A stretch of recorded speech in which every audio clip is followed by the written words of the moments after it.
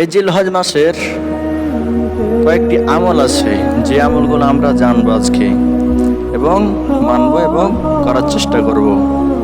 আমলগুলো আমরা নিজেরা করার চেষ্টা করব এবং মানুষদেরকে বলবো, বলি ইনশাআল্লাহ। 1 নম্বর আমল, জিলহজ মাসের যখন প্রথম চন্দ্র দেখা যাবে, নতুন চাঁদ যখন দেখা যাবে, উদিত হবে, সেই দিন থেকে নিয়ে 10 তারিখ পর্যন্ত আমরা চুল, দাড়ি, নখ এইগুলা কাটবো না, এগুলা সবাই আমরা কাটবো না।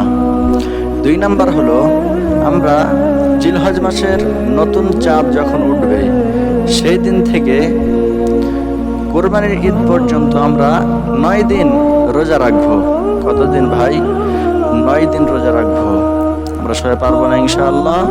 অবশ্যই আমরা চেষ্টা করব। বিশেষভাবে 9 জিলহজ যে দিনটা, এই দিনটা আমরা রোজা রাখবো। বিশেষভাবে 9 জিলহজ এই দিনটা আমরা ছাড়বো না, রোজা রাখবো। এরপরে আমরা আমল করতে পারি কি, বেশি বেশি এই মাসে জিকির আজকার করব, বেশি বেশি আল্লাহর জিকির করব, বেশি বেশি কোরআন তেলাওয়াত করব, বেশি বেশি তাসবিহ তাহলিল পড়ব, আর বেশি বেশি করে তাসবিহ পড়ব, তাসবিহ পাঠ করব।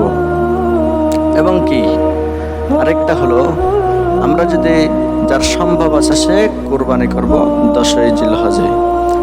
জিলহজ মাসের 10 তারিখে আমরা কোরবানি করব যাদের সামর্থ্য আছে। আর যাদের সামর্থ্য আছে তারা যেন জিলহজ মাসের হজ আদায় করে। এই আমরা আমলগুলো করব।